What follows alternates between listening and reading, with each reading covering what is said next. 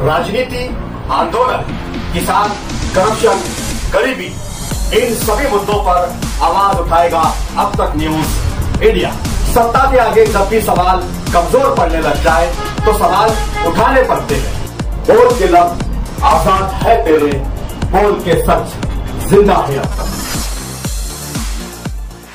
की मीटिंग का जो था वो मालेगांव में जो ब्लास्ट हुआ था उसका जजमेंट आया हुआ है और सभी जन अपेक्षा ये कर रहे थे कि उस जजमेंट में जितनी कमियां हैं, खामियां हैं, उसको लेके राज्य सरकार जो है, केंद्र सरकार जो है, वो हाई कोर्ट में अपील करे। लेकिन महाराष्ट्र कि कुछ मंत्रियों का जो बयान आया है उससे ये ध्वनित होता है कि वो अपील करना नहीं चाहते हैं। इसलिए आज जो बैठक हुई उस बैठक में यही हुआ कि हम लोग किस ढंग से सरकार से बातचीत करें, उन पर प्रेशर डालें और इस देश का जो दस्तूर है, कानून है कि एक किसी के जजमेंट पे हम लोग विश्वास ना रखें। उस जजमेंट को जो है वो दूसरे किसी ने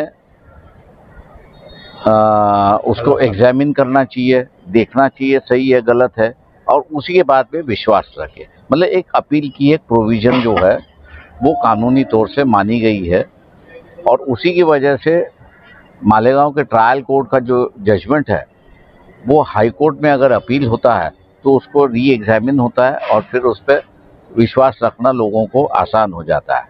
तो इसलिए ये अपील की जो प्रोविज़न है उसको लागू होना चाहिए और उस पर एक चर्चा हुई। अगर सरकार बातचीत से अगर नहीं मानती है तो दिल्ली की सरकार को यह निर्णय लेना है और इसलिए दिल्ली की सरकार पर दबाव लाने के लिए कि आप अपील करो। जो फैसला आएगा वो लोग, हम जो जनता जो है वो मान लेगी। इसी निर्णय को जो है वो पब्लिक प्रेशर कैसे ला सकते उस पर भी एक चर्चा हुई।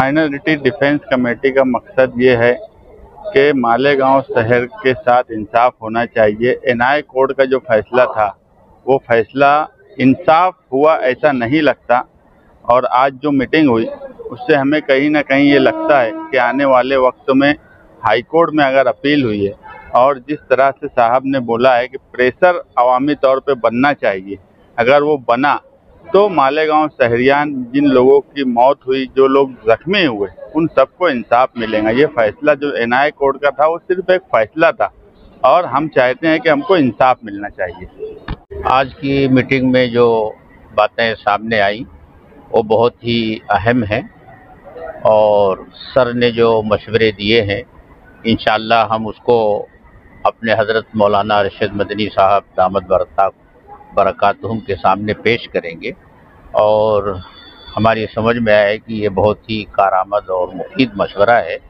और हज़रत की इजाज़त होगी तो इंशाअल्लाह ये काम ज़रूर किया जाएगा।